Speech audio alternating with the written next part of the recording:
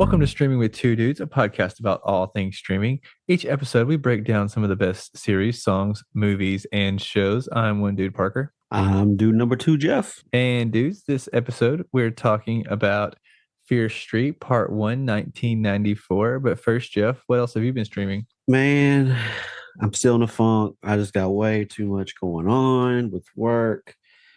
Of course, grandpahood still in full gear, which of course I'm definitely not gonna complain about that one. But yeah, I managed to watch Fear Street Part 1, and that was about it. Dude, I don't blame you. It's my life has been crazy. And in fact, because I'm so busy, I'm actually gonna, for the first time in podcast history, actually talk about something that I'm currently streaming because I couldn't even finish it before we got to this episode. So, in fact, it's called The Midnight Society. I'm only a few episodes in, but I was reading about it, and it was about these terminally ill children that are in this home, and they tell ghost stories and like horror stories to make it through their treatments and kind of cope up with what they're going through. And so I kind of went into it expecting it to be a really, really, because Mike Flanagan helped write it. So I kind of expected it to be really spooky, but this is a lot more dramatic than I'm expecting it to be. And it goes into the lives of these students there, and I'm sure there's going to be something that some kind of twist that happens, so stay tuned for a future episode when I've actually finished this, and I'll kind of talk maybe a little bit more about it. But right now I'm really excited about it, and I'll actually probably watch it tonight actually when we finished recording, to be honest. If you're into at least creepy things, but this one's a lot more dramatic, so it's not super graphic or anything.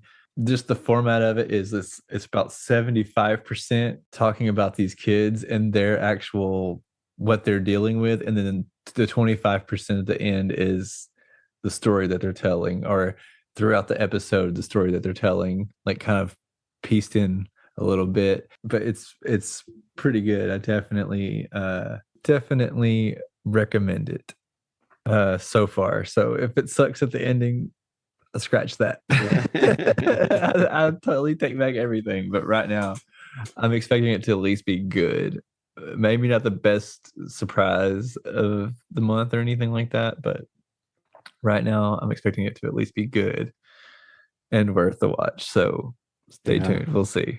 Yeah, I'm gonna have to step it up, or it's gonna be streaming with one dude and then this guy just talks sometimes. Hey, as long as you cover what we're watching, I can't complain. As long as you can at least be a commentator for all the bullshit that comes out of my mouth, we're good. And you do a great job. So I have zero complaints. Your job is not in fear. You were my co-captain. So this week we watched Fear Street Part 1, 1994, which was a 2021 American slasher film directed by Lee Janiak, with a script co-written by Phil Grisady and the director, from an original story by Kyle Killen.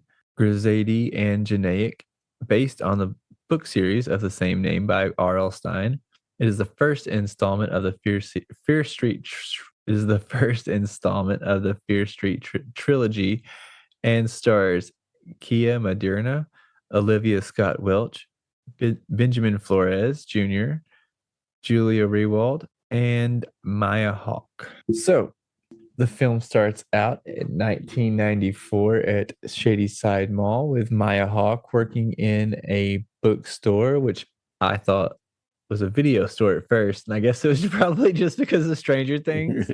I didn't realize until later on when she went back that it was actually a bookstore. So I had actually wrote video store and had to go back and scratch it out and wrote bookstore. And we hear a Nine Inch Nails song, which I thought was hilarious because I just brought up Nine Inch Nails in the last episode. So I was like, what's the coincidence that the first song we hear in this movie is a Nine Inch Nails song? And she gets a call from her friend Ryan, she walks out and she out into the bookstore and she's startled by a janitor. And Ryan, right after that, scares her with a blow up doll.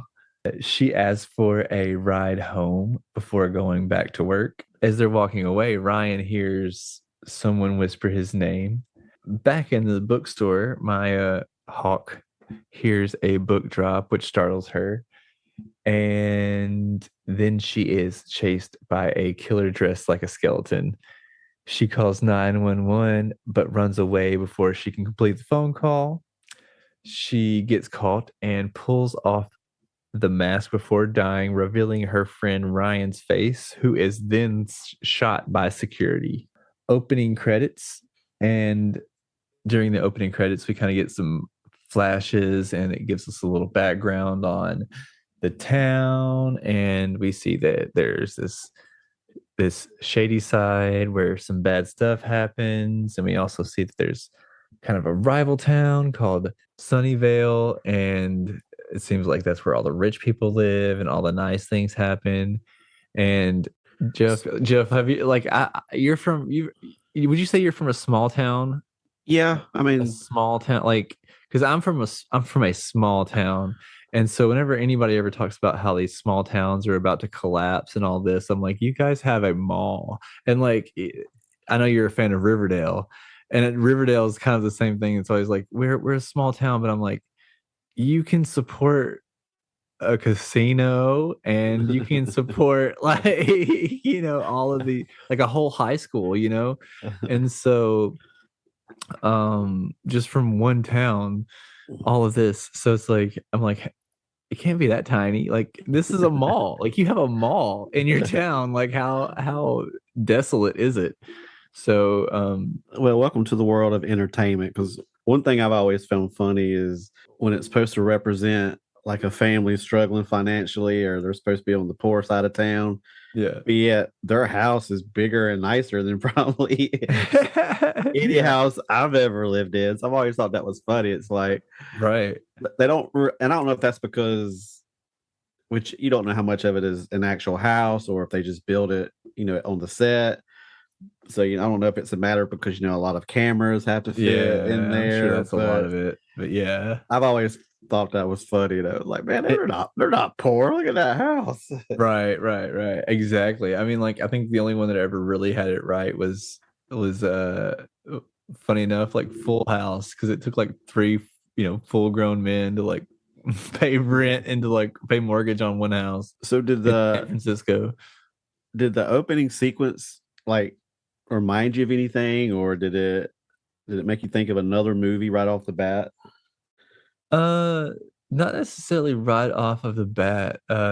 If I'm thinking about it right now, I would probably say Darkness Falls because it kind of gives like the backstory during the opening credits, and you kind of get like it, which is set, like the foundation times, like the settling days of the town. So that one's probably the first one that if I had to like think of it right now, that would come to mind. What about you? All right, so for me, it took me back to one that's probably both of our one of our favorites. Probably, I would probably say if we each had a top 10 list, maybe we'll do that towards the end of October. But it's probably on both of our top 10 lists, and that would be the movie, the original Scream, Oh yeah. because literally probably 3 minutes into this movie, I'm like, Maya Hawke is totally getting Drew Barrymore Oh, in this you mean movie. before, you mean the before the credits? Yeah.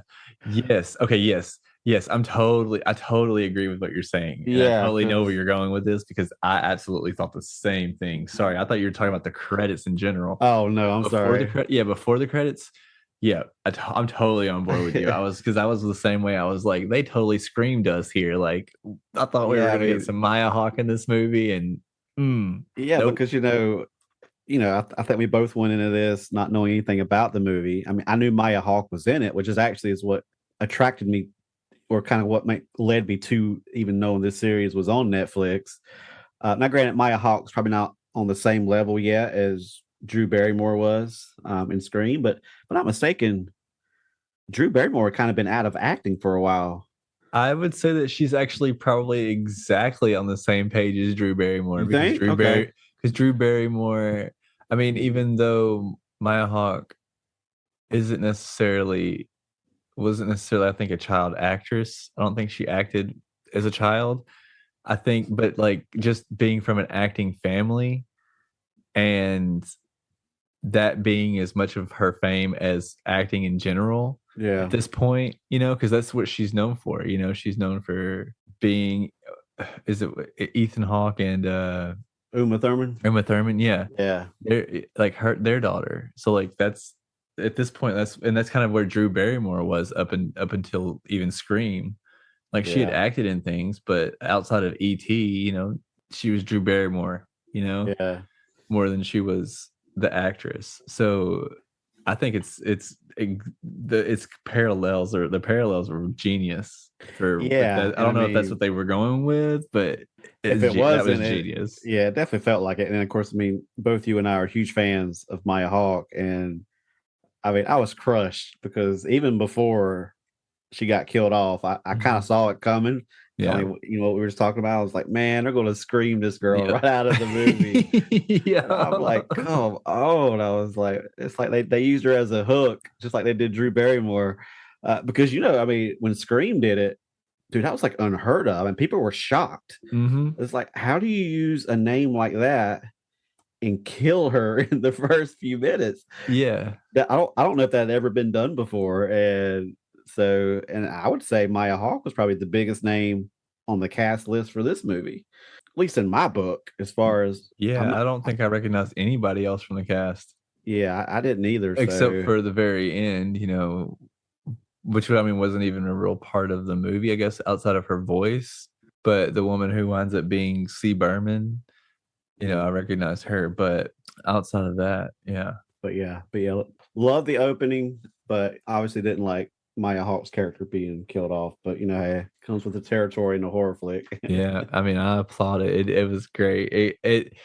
It literally, I'm glad that we both had the same thought because it was genius. Like I literally smiled when I realized it because I was like, you got us good. And I knew that you were going to, I knew a part of me knew that you were going to recognize it. So I'm really glad that you did say something because I totally didn't even think about bringing that up. And I'm glad that you did because I totally Yeah, forgot it because I thought about the first time I watched it. And this time I was just so intent on taking notes that I forgot to include it. So I'm so glad that you brought that up because yes. yeah, it was literally probably my third note that I wrote down. Uh, Actually, my first couple were, because we talked about how Black Phone wasn't necessarily a scary flick, and it's like this one. There's like a couple of jump moments, like Hmm. right out of the gate, which I was Yeah. like, okay, okay, I see, Yeah. and then the fact that one of the things I love, because I've mentioned in the past that I was a bigger fan of some of the older school, I guess, horror flicks, and but one of the modern takes on like especially slasher flicks that I like is when the killer is actually fast. They're Uh-huh. quick, as opposed to most of the older ones like in the 70s or 80s. And it's easy to make fun of, but they're always slow walkers, but yet they always catch up with everybody that's running or driving Right. away. But man, yeah, the ones in this movie, man, they were quick, athletic, which to me makes it even more scarier. Right. Um, It makes it more believable as well too. I mean, did it surprise you that it was Ryan? it did. Yeah, it actually surprised me that it showed. And then Yeah. also surprised me that he got shot, you know? Like I was like, because I was like, well, if the killer's already dead, like Yeah. what's about to happen?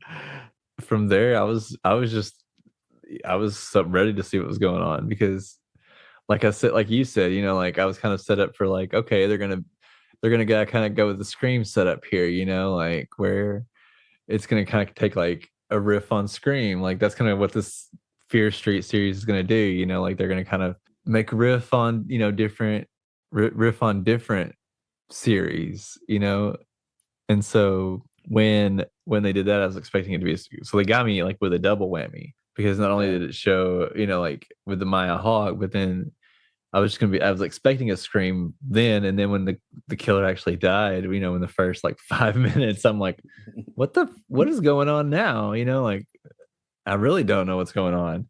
So after the credits, we meet Dina and her brother Josh, and who is talking to someone online in a old school chat room about the murders.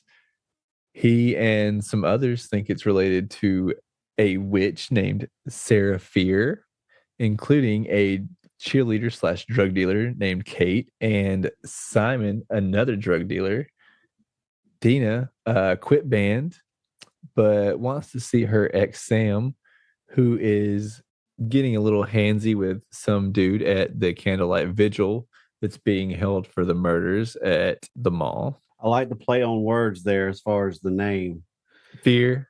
Well, I mean, that, and if you're anything like me, when she was talking about Sam, and then you see this guy and girl, I assumed Sam was going to be a guy.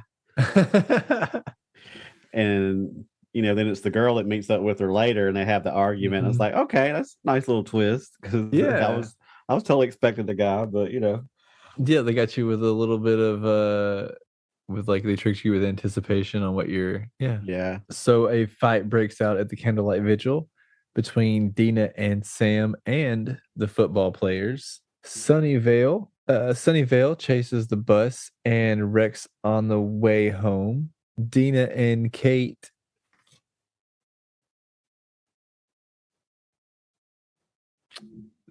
Sorry, my writing got garbled right there.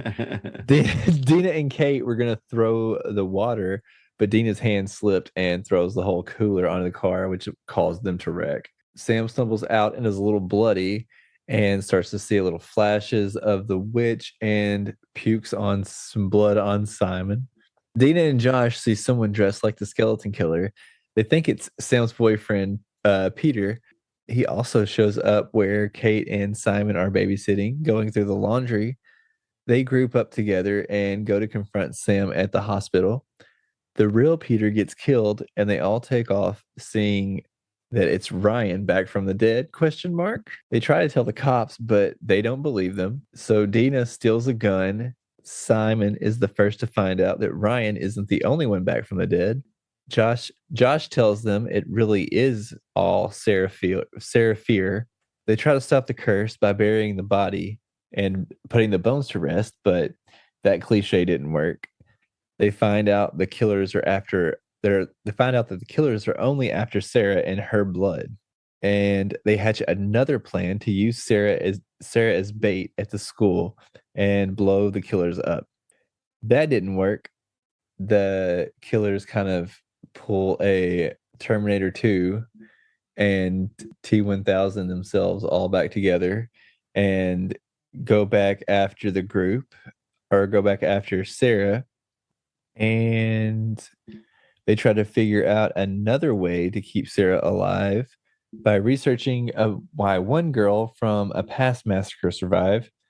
They hypothesized that it was because she died and was revived. So they take Sarah and drugs to the grocery store to kill Sarah with the drugs and shoot her with some EpiPen to revive her. The pills get knocked over before she can take them all, so Dina resorts to drowning her. Kate and Simon die in the process, but Sarah finally drowns. The killers then back off. Dina and Josh revive Sam, and they tell the police that it was all Kate and Simon because they knew that they would never believe them and they're dead anyways. Sam is now out and proud as she kisses Dina right in front of her mother. Later, Dina gives Sam a mixtape that she made for her. Did you ever give a girl a mixtape? Wow, that's a good question. It's very possible. I definitely made my share of mixtapes, no doubt. What about yourself? Oh yeah. Oh god, yeah.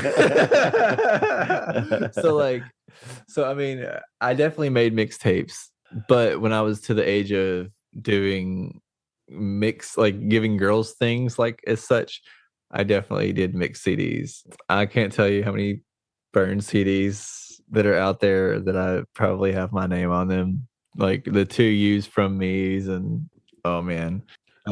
Definitely. And speaking of music, this soundtrack, man, I know.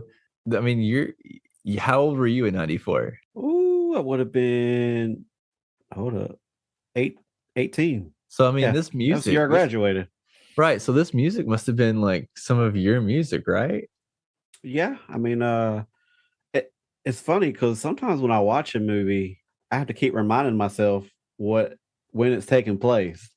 Yeah, Because I mean, some of it would be like even like the mixtape. I'm like, "What? A mixtape," and I was like, "Oh wait, this is '94," yeah. or Josh being on AOL, and Mhm. so it's of course we've watched a lot of stuff here that took us back to the '80s. So this was kind of cool, reliving some of the '90s era. Yeah, I mean, they had everything from like what like I remember the Pixies, Bush. We already mentioned Nine Inch Nails. There's a lot of grungy, like underground college rock kind of stuff too that I'm like stuff that I'm definitely familiar with, but stuff that I didn't even know probably I because I don't think I mean I definitely was not listening to the Pixies in 1994, Mm. but I wasn't a 7-year old, I wasn't that refined, but So it's so what kind of music was going on these mixtapes and CDs to these ladies in your life? oh man. So it was probably it would have been early 2000s, so it definitely would have been like Dashboard Confessionals and like John Mayer and oh man, probably some Taking Back Sunday. Who God, who knows? There's no telling what is on there. Dude, I remember, having a stereo, with the dual cassette type thing, Uh, and listening to, there was always an afternoon radio show that would play like the top 10 or top 20, yeah. and having, was it play, record, and pause pushed in. Yep. So as soon as your song that you want to record came on, you'd hit the pause button so it started recording, and that was how you got some of your favorite songs on tape. Yeah, definitely. I definitely am. But whenever I was younger, that's definitely how I was making my music, like getting my music that I could not buy. Because before I was, had income and the ability to buy, music. And before, like when my Columbia house, when all that ran out, Oh wow, I forgot all about that. Like like 12 CDs for a penny. exact. Oh my gosh, I forgot all about that. That is What awesome. whenever I'd ran through all of those and I needed new music, that's definitely how I was recording things, was getting it off the radio 100%. So I can't tell you how many like little RCA tapes that I had, like Well, classic see, stuff. that also reminds me of and we promise we'll eventually start talking about the movie again, but you know, but it is relatable since this is on Netflix. But that reminds me, my brother-in-law, like in the early days of Netflix, when you got like two or three, four CDs mailed to you at a time, Yeah. and you had like I forgot what they call the list, but you had it in order, and as soon as you mailed them back, they sent you whatever was next in your list. Mhm. So like Yeah, I used to do that. my brother-in-law, I forget how many he would get at a time, but as soon as he got them, he would just burn them Mhm. and then send them back. So it's like we'd go on vacation with him, and he'd break out this big old CD case with like every movie, every new release you could think of for the last few years, Yeah. but he was just constantly cycling them through and just recording them, sending them back, and all that kind of stuff. Man, Genius. I know.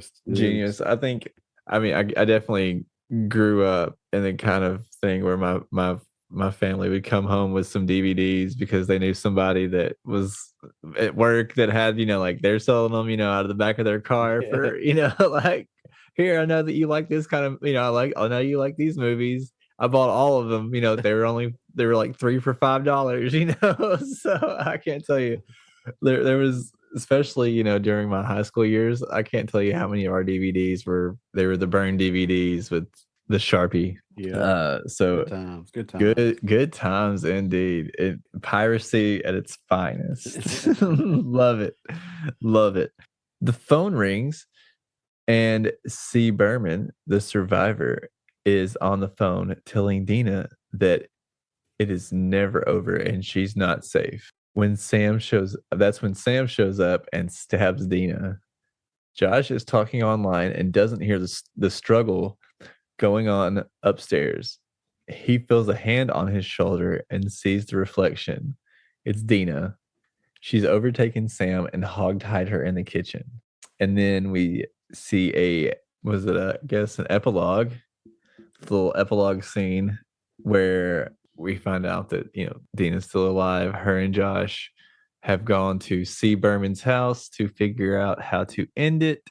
And we get a little preview for for Fear Street Part 2, 1978, which is a summer theme or summer camp theme, which is, kind of a riff on the not only original Friday the 13th movie, but I can't tell you how many camp slasher films there were in the 70s and 80s. Sleepaway Camp. God, I can think of just a couple, but yeah, in the end. So I got a question about one of the scenes in the movie. All right. So when they're on the bus and Sam, her boyfriend, and maybe another guy are in the car behind them, Dina's got that. What was it she was trying to dump on them?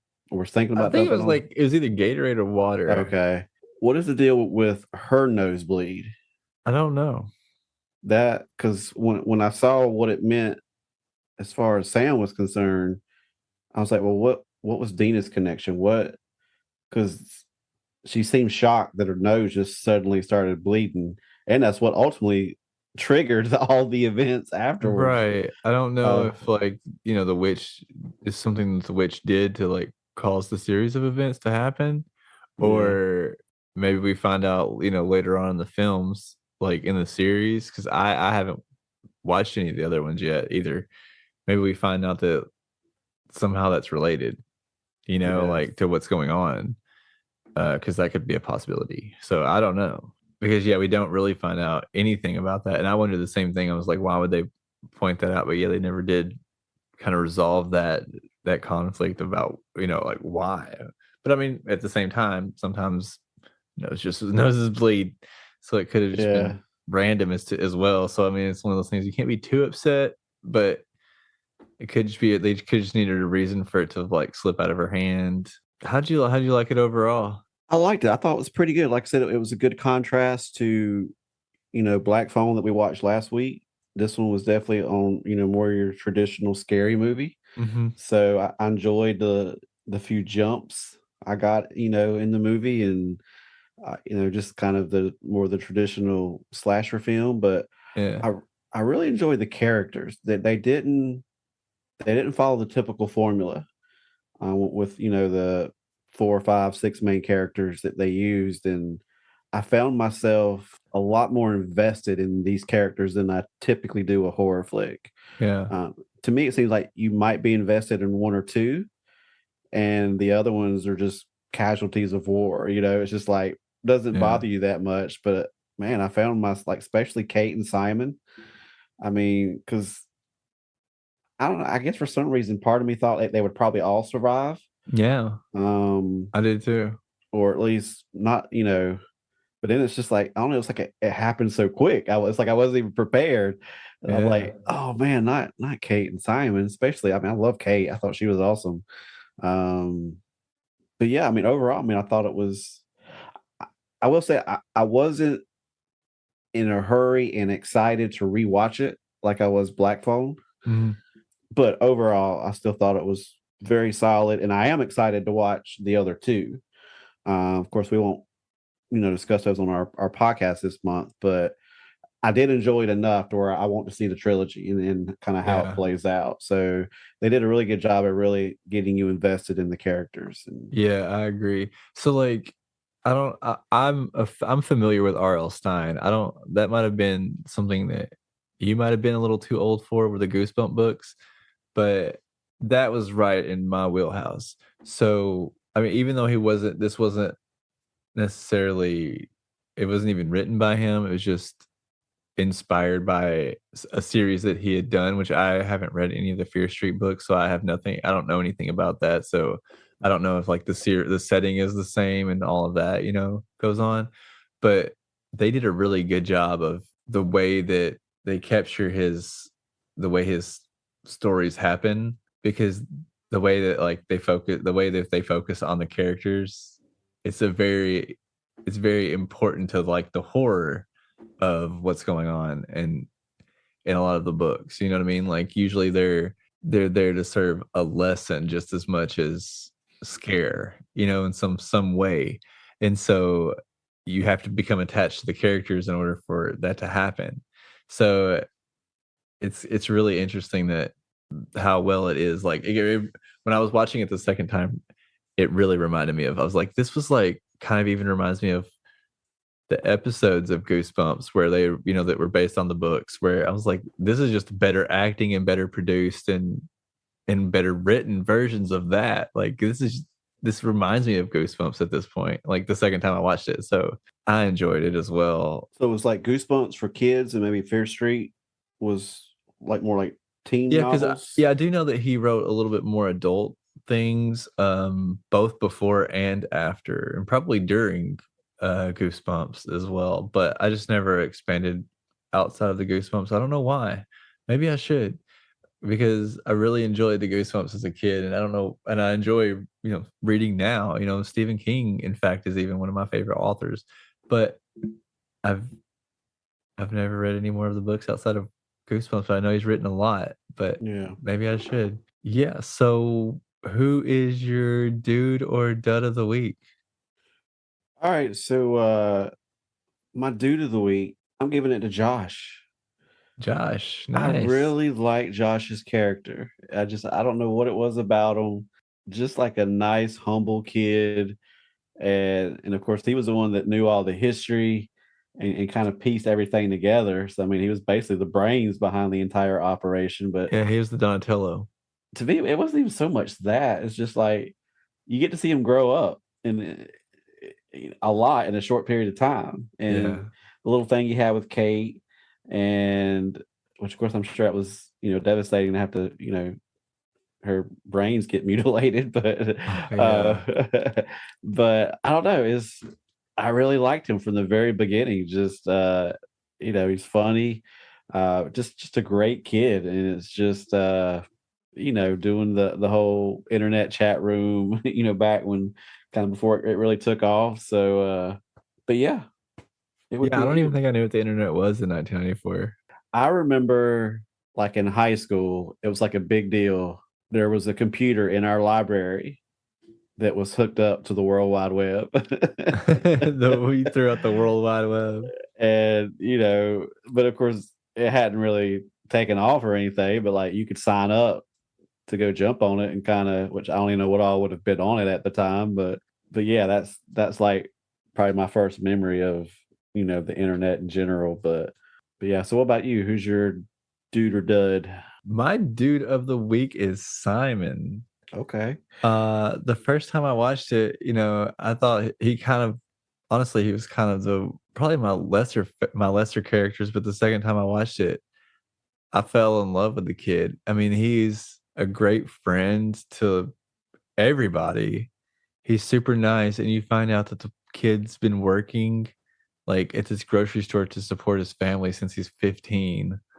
And Yeah. I mean, you think that he's like just this guy that's, basically making Kate sell these drugs, and he's kind of like the bad kid of the group. And then you find out like throughout the movie that he's the biggest saint of all of them, really. Kate has her soft side, but she's also doing things to get out of town, like she's trying to make herself better and escape, the situation that she's in. But Simon, he's being a man at 15 and, putting his family first and still going to school and taking care of everything else. And like, yeah, he's doing these drugs, but I mean, at the same time, like, damn, this kid's also taking care of everything else. Like, if he can do all that and enjoy himself and be responsible at the same time, I'm not going to complain because this kid can handle his shit. Like he's taking care of a family. He's got kids at home and going to school. If he wants to, do a little drugs to relax, I'm not gonna blame the kid.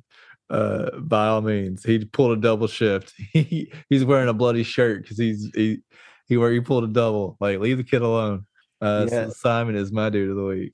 and I love the pep talk he gave Josh kind of there Yeah, towards the end. I thought that was really cool, right. Like and that's what I mean. Like he was a friend of everybody. Like he's like, bro, she sees something in you. Like she's a bitch. Like she don't yeah, just she's not nice to everybody, bro. Like don't mess it up. yeah, and it'd have been so easy. I mean, I kind of like how Josh was accepted in general.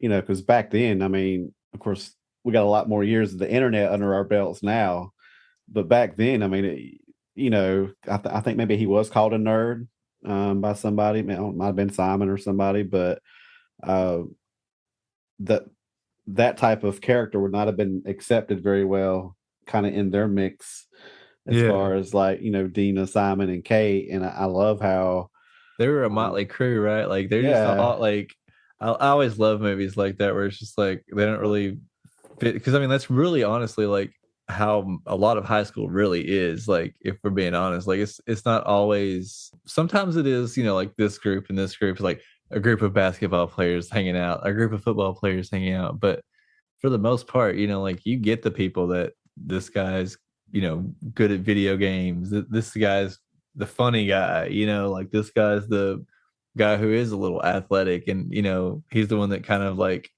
pushes the rest of the group to do more, crazy things, like yeah, then you have the party guy that he's the one that gets you, gets you in a little trouble, like that's more of how I think most friend groups actually are, in real life. So I always yeah. love it when they do that. Yeah, definitely a cast of misfits. So Hmm. it was pretty cool to see it play out. And I asked the same question last week. I'll probably ask it every week. Heck, I'm even going to name it right now. The scream of the night. What was there one particular scene that made you jump, or it scared you the most, or had you on edge the most? Like I said, this movie compared to Black Phone was a little different. It's definitely more your typical scary movie where you're kind of jumping a little bit here and there. I think the one that I guess like shocked me the most was at the end when Sam had stabbed Dina Mhm.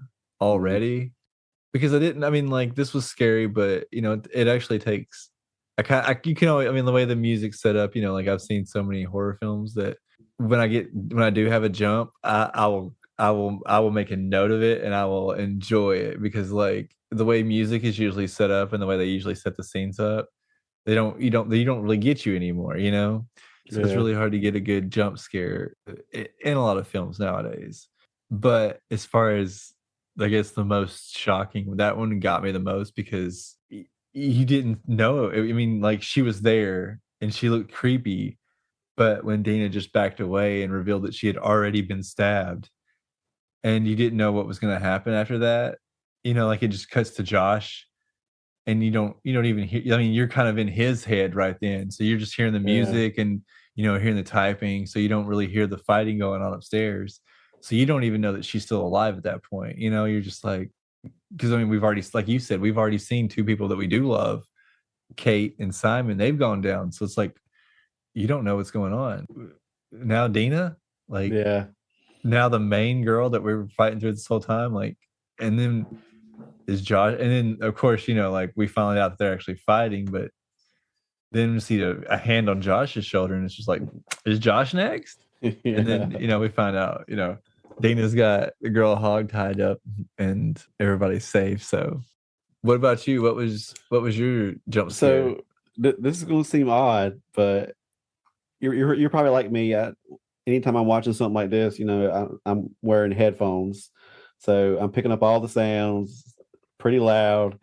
But it was with, I don't know. I think Simon was like peeing up against the wall or something, like outside, all by himself. Uh-huh. And then in that very moment, the police car came by, and the siren, Yeah. like, whoop. I mean, it's like literally, man. I don't know if I just wasn't expecting it, or I mean, it made me jump far worse than anything else in the movie. That's It just, awesome. That's I awesome. mean, I had to pause it and just chuckled, and I actually wrote it down. Actually, here, police siren slash boy peeing. Okay, so something I want to talk about is I really hate that they mentioned like all of the killers that that had happened throughout the town, like throughout the town throughout the years. And then we didn't even see all of them because I would really have liked to have seen some of those that Mm. they mentioned. Like I thought some of those would have been really cool to have seen chasing them down. We only saw like what, four of them. Yeah, which I So mean, it's a trilogy, so I'm sure we'll end up seeing all of them. I mean, maybe we do, but I mean, it's the way what I'm led to believe is that we just see like that one killer chasing the, having the massacre in that one. But I mean, it could maybe the other ones show up and make an appearance. Who knows?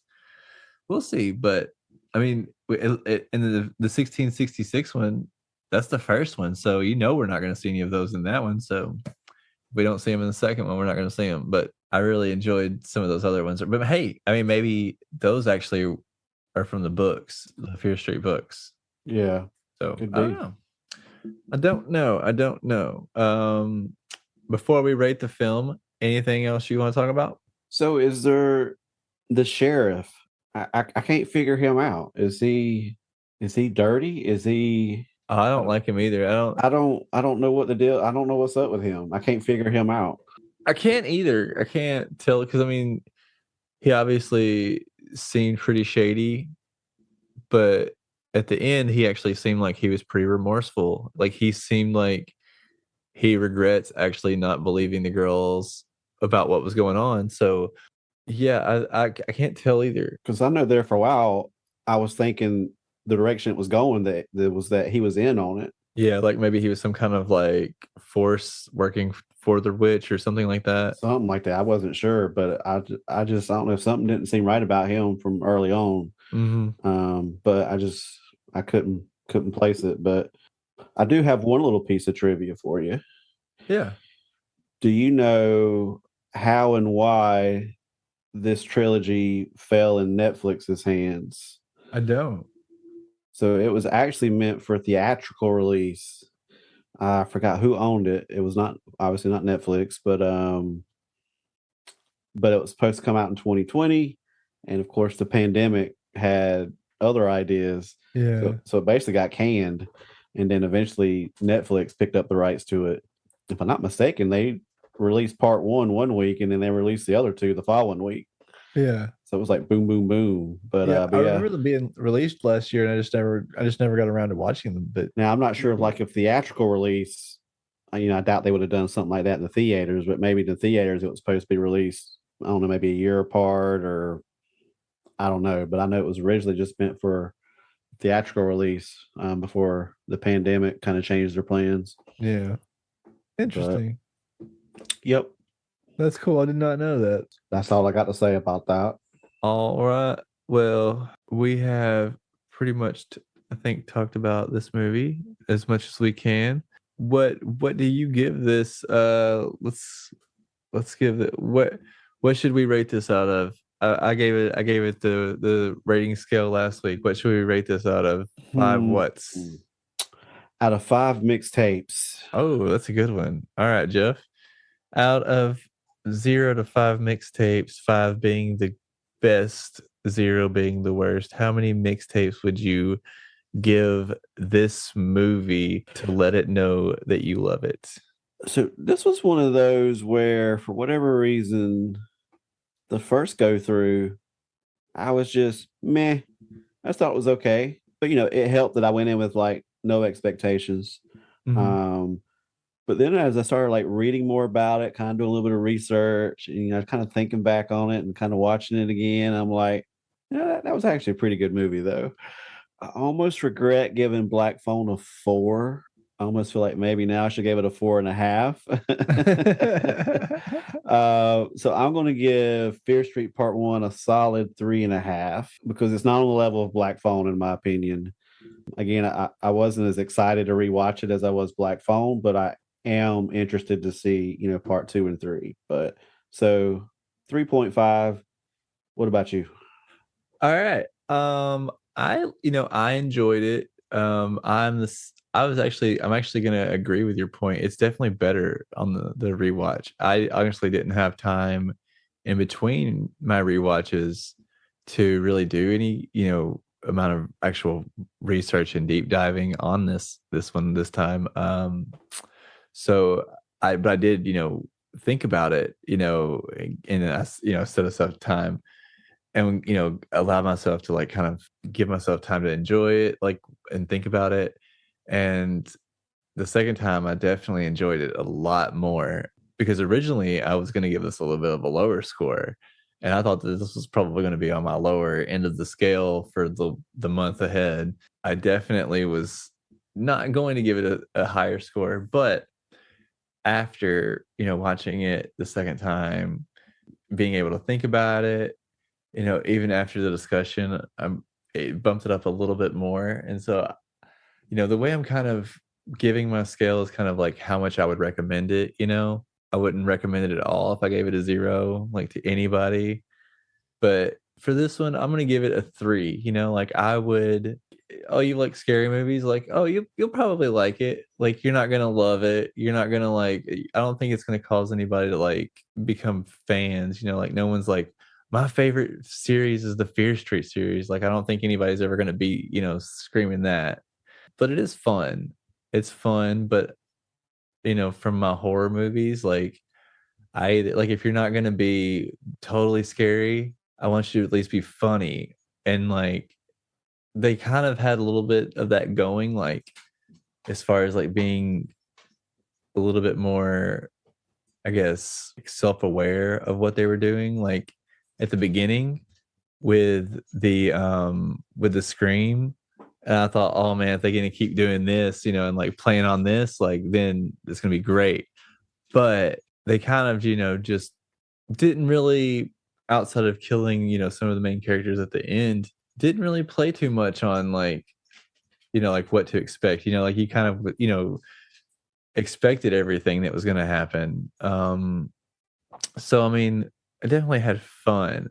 I probably would, recommend this to like a younger, like, it's an intro, like more of the introduction to horror movies. Like, if someone's like 12 or 13, somewhere around that age, and they're able to handle stuff like that, that this is a good horror flick for like that age, because it's more fun. You know what I mean? Like, it's not too scary, it's not too brutal.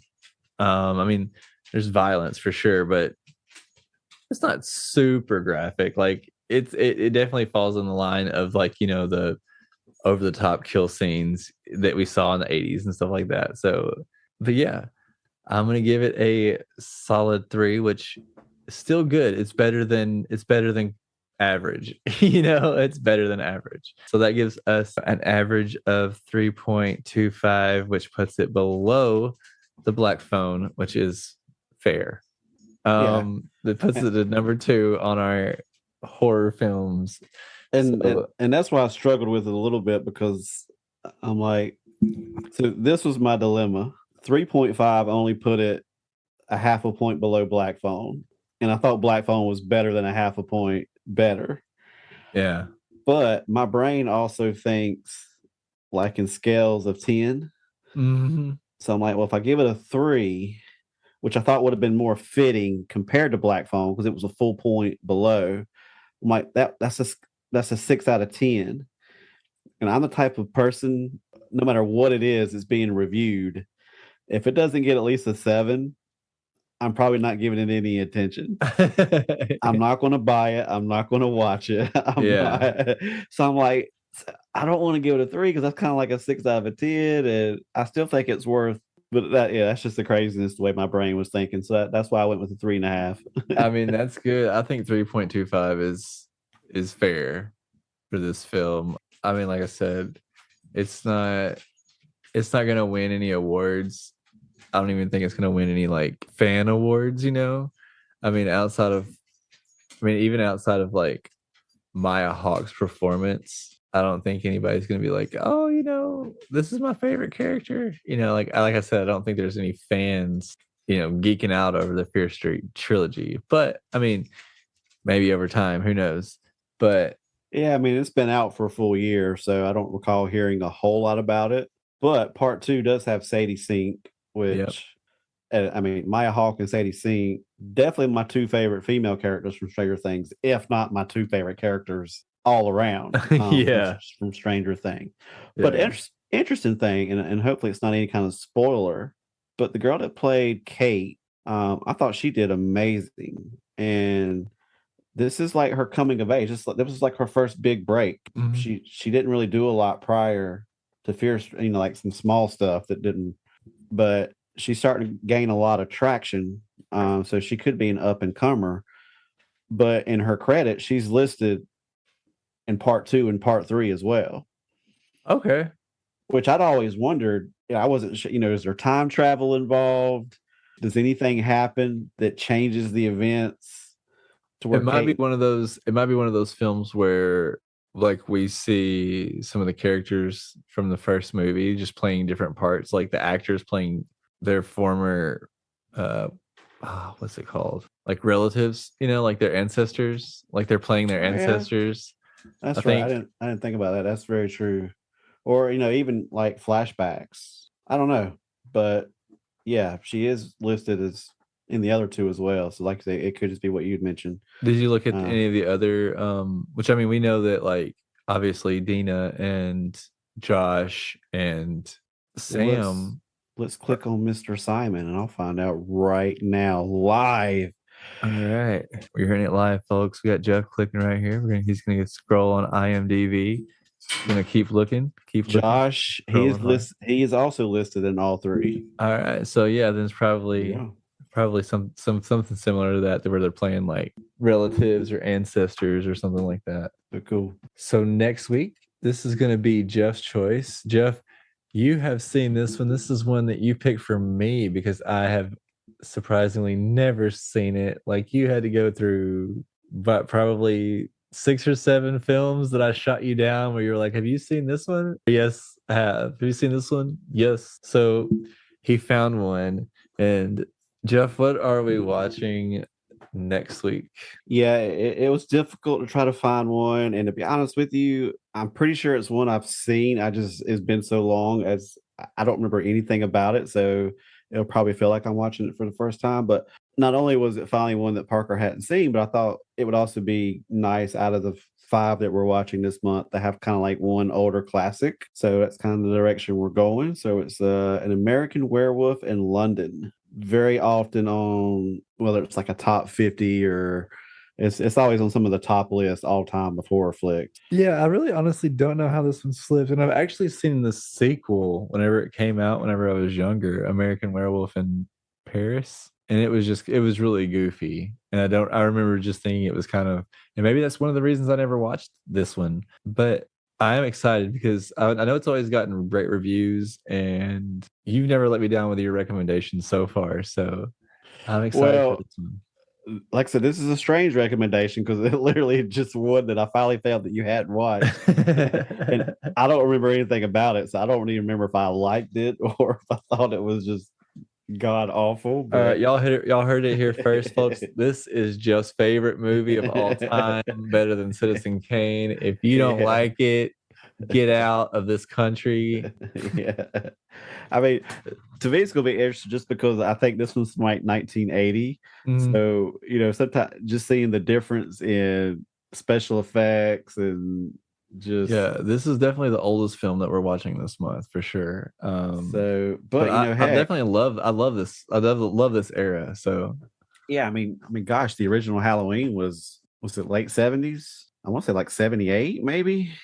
maybe even earlier. And I mean, the special effects to me didn't bother that movie at all, in my opinion. I mean, No, it's still one of my favorites of all time. So you don't really have to have great special effects to be spooky or scary or no, practical effects are always the best, and that's like, I mean, that's one of the reasons that horror films can be so great is that a lot of times it's just they're done so cheap because they just put some food coloring inside of a or put some corn syrup inside of a watermelon and explode it, like easy fun stuff. definitely better than like red pudding. So Yeah. All right. So next week we are watching American Werewolf in London. I'm excited, Jeff. You're excited. Anything you want to tell them before we get out of here tonight? no, we've had a lot of fun doing this screaming with two dudes this month. And I think mainly I might be getting a little more back into the horror genre a little bit. So Awesome. I love that. I love that. That uh, makes me so excited. I've enjoyed these last two, and I'm excited about the next three, and I'm hoping to squeeze in a couple that's not even on our list so I can actually answer your first question every Yeah. episode. Like, what else am I streaming? But that's yet to be seen. I got a crazy month ahead, but Hey, it's all good, man. Life happens. Life is more important. This podcast is just a hobby because we joke about it, often, but we're not getting paid for it. So this is literally a labor of love for both of us. So if you ever want to donate to any of us, you can go to our Patreon. If you want to contact us, we should set up a Venmo account for the podcast. So if you want to donate, because we can if you want to contact us about donating, we can take donations for requests for sure. We have not set a limit on that, but we can definitely make that happen. If you want to request something to make us watch, if we hate it, if it's your favorite movie and you want to hopefully make us watch your favorite movie. If it's your least favorite movie and you want to make us watch the worst movie you've ever seen, we'll take your money. There's a price. There's a price to our time for sure. Because right now we're doing it for free. So if there's anything that you want to watch and you want to pay us for it, we will name our price for sure. Just contact us and I'll let you know how you can do that in the show notes coming up. Jeff, it's been real, my friend. Thank you so much for doing this with me. I had fun watching this and doing this with you and re-sparking your interest and your love for horror movies. Yeah, it was fun to jump a little bit this week and get spooked a little bit, even if it was just some guy peeing in a police car coming by. But hey, being scared is being scared. So you can't be choosy. That's awesome. But yeah, looking forward to next week, and I appreciate everybody that's been listening. And yeah, this great month, one of my favorite months of the year. Can't wait to keep it going. All right, awesome. Well, good night. Thank you so much for listening. Please remember to rate, review, and subscribe. 5 stars and a review really do help these dudes out on the charts. If you have a thought or an idea about what we're watching, please email us at streamingwith2dudes@gmail.com or request to join the Streaming with Two Dudes Facebook group. Links to our Patreon and our socials are in the show notes. Thanks again, and remember, don't take pills that you aren't prescribed or else your head might end up in a bread slicer.